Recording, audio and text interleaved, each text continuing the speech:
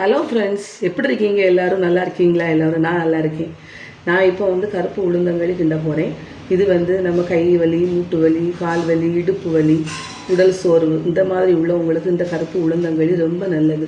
இது ஒரு வாரத்துக்கு ஒரு வாட்டியாவது கண்டிப்பாக கிண்டணும், இல்லைன்னா ஒரு மாதத்துக்கு ஒரு வாட்டியாவது இது கிண்டி சாப்பிடணும்.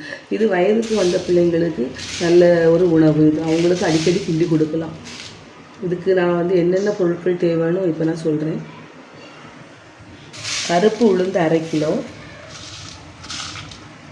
பாதாம் பருப்பு தேவையான அளவு, முந்திரி பருப்பு ஒரு 4-5 எடுத்துருக்கேன், 1/2 கப்பு பச்சரிசி, கொஞ்சம் தேவையான அளவு கருப்பட்டி, பால் எடுக்கிறதுக்கு பாதி தேங்காய் எடுத்துருக்கேன். இதை நம்ம என்ன பண்ணணும், இப்போ நம்ம இந்த உளுந்தை ஃபஸ்ட்டு வறுக்கணும்.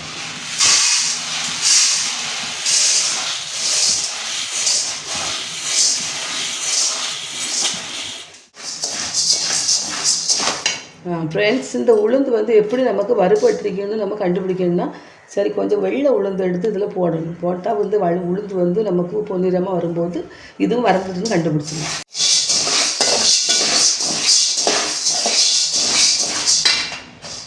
வறுபடையில் இன்னும் கொஞ்சம் வறுக்கணும். இன்னும் கொஞ்சம் வறுக்கணும். நல்லா வறுந்தால் தான் அந்த களி கொஞ்சம் இதாக டேஸ்ட்டாக அடிக்கும், இல்லைன்னா அந்த பச்சை ஸ்மெல் அடிக்கும்.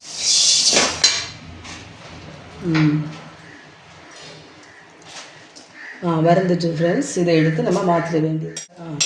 நல்லா வறந்துட்டு ஃப்ரெண்ட்ஸ், இதை எடுத்து நம்ம ஒரு பாத்திரத்தில் மாற்றிட வேண்டியது.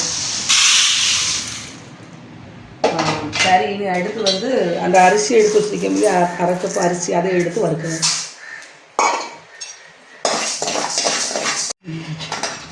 இதுவும் ரொம்ப வறந்துடக்கூடாது, கரைஞ்சிடக்கூடாது. பச்சரிசி டக்குன்னு கரைஞ்சிரும், அதான் இதுவும் ரொம்ப கரைஞ்சிடக்கூடாது. இதையும் கொஞ்சம் அடுப்பை சிம்பிளை வச்சுக்கிட்டு லைட்டாக வறுத்து கொடுப்போம். அரிசியை நல்லா வறுப்பட்டாச்சு. இனி இதை எடுத்து பாத்திரத்தில் மாற்றிட வேண்டியதான். அடுத்து இந்த பாதாம் பருப்பும் முந்திரி பருப்பு இதை லைட்டாக வறுக்கிறோம்.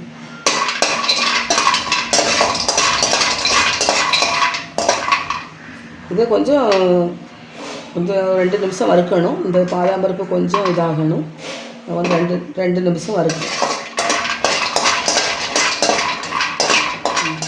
நல்லா வறுத்தாச்சு. இது நல்லா வறுத்தாச்சு. இதை எடுத்து பாத்திரத்தில் மாற்றிட வேண்டியதுதான்.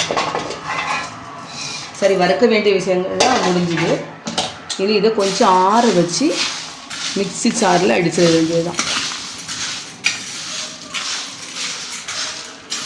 நம்ம எவ்வளோ தூரம் வறுக்கமோ அதில் அவ்வளோ தூரம் மாவு கெட்டு போகாமல் இருக்கும். சரி, வறுக்க வேண்டிய பொருட்கள் எல்லாம் எடுத்தாச்சு. இனி இதை நல்லா ஆற வச்சு மிக்ஸி சாரில் வச்சு அடித்து பொடி பண்ணிட வேண்டியது. இந்த கருப்படியை கொஞ்சம் பொடிசாக இடித்து அதில் கொஞ்சம் தண்ணி ஊற்றி அடுப்பில் கொஞ்சம் சூடு பண்ண வேண்டியது. சூடு பண்ணணும் அடுப்பில் கொஞ்சம். ரொம்ப எல்லாம் கொதித்து வத்தணும் இல்லை, லைட்டாக சூடாக்கி இந்த கருப்படி மட்டும் கரைஞ்சாலே போதும், அதுவே நல்லது.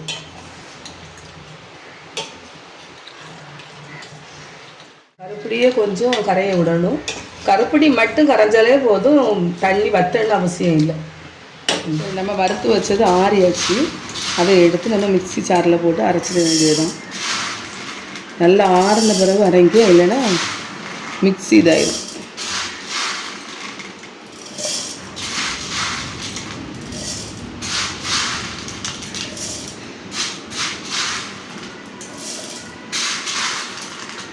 லைட்டாக சூடு இருக்க தான் செய்யுது.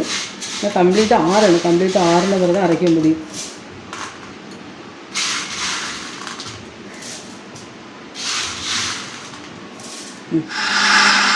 முதல்ல ஒரு வாட்டி அரைச்சி எடுத்தாச்சு. இதை அரைக்கும் போது இது ஏலக்காய் போட்டு அரைக்க மறந்து போச்சு. இது கொஞ்சம் இருக்குது. இது ஏலக்காய் போட்டு அரைச்சிடலாம். இந்த மணம் அழகாக இருக்கும்.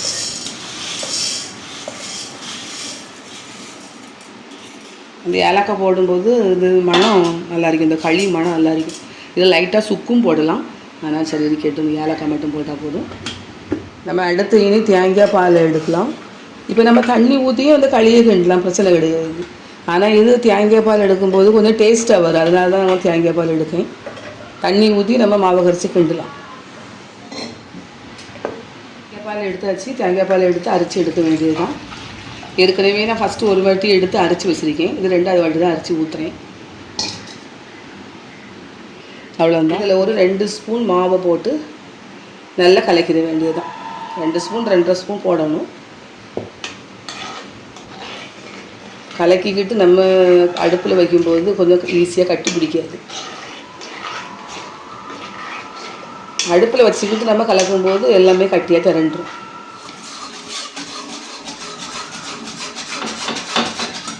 சரி, அடுப்பை பற்ற வச்சு இனி காய்க்க வேண்டியதுதான். நல்லா கிண்டி கொடுத்துட்டே இருக்கணும். நல்லா அடி பிடிக்கும். மாவு இதெல்லாம் இருக்கிறதுனால அடி பிடிச்சி வச்சுக்கணும். அதை கிண்டி கொடுத்துட்டே இருக்கணும்.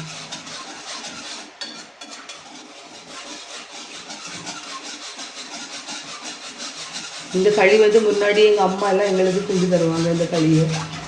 இப்போ இந்த களியை நாங்கள் எங்கள் பிள்ளைங்களுக்கு கிண்டி கொடுப்போம். உங்கள் வீட்டில் உங்கள் வயசுக்கு வந்து பிள்ளைங்க இருந்தாங்கன்னா இந்த மாதிரி களியை ஒரு வாரத்துக்கு ஒரு வாட்டி இல்லைன்னா ஒரு மாதத்துக்கு ஒரு வாட்டி இதை கண்டிப்பாக கிண்டி கொடுங்க. அவங்களுக்கு ரொம்ப கற்பை பைக்கு எல்லாத்துக்குமே நல்லது ஒரு விஷயம். இது நல்லா கட்டி ஆகுறது வரை அதை கிண்டி கொடுத்துட்டே இருக்கணும். நம்ம கையை விட்டுட்டோம்னா அங்கே அடியில் பிடிச்சிரும். அப்புறமா கட்டி கட்டியாக திரண்டுரும். அதனால் கைப்படாமல் அப்படி கையை கிண்டி விட்டுட்டே இருக்கணும். நல்லா கட்டி ஆயிடுச்சு. நல்லா கட்டி ஆகுறத வரை கிண்டிட்டு இருக்கணும். அப்புறமா லைட்டாக உப்பு போடணும்.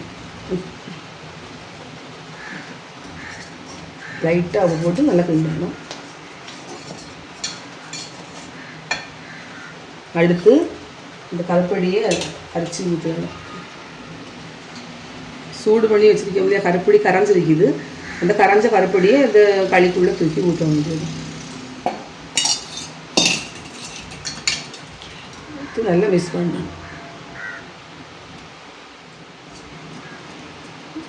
கருப்படி ஊற்றின பிறகு நல்லா கிண்டி கட்டியாக வரணும். இன்னும் ஒரு 5 நிமிஷம் ஆகும். கட்டியாக வரணும்.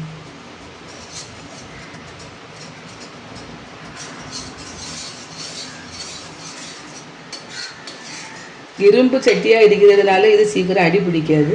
அதனால் கூடிய வர மட்டும் இந்த களி கிண்டணும். நீங்கள் இரும்பு சட்டிலேயே கிண்டுங்க.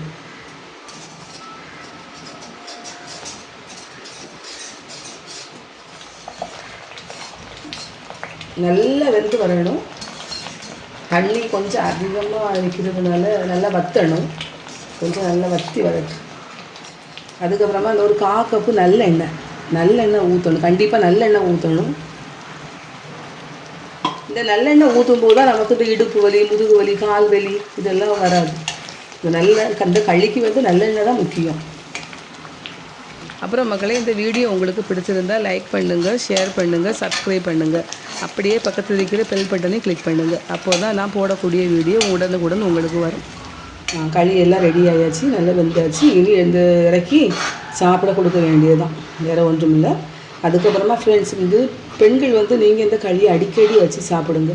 நம்ம நல்லா இருந்தால் தான் நம்ம குடும்பத்தை பார்க்க முடியும்.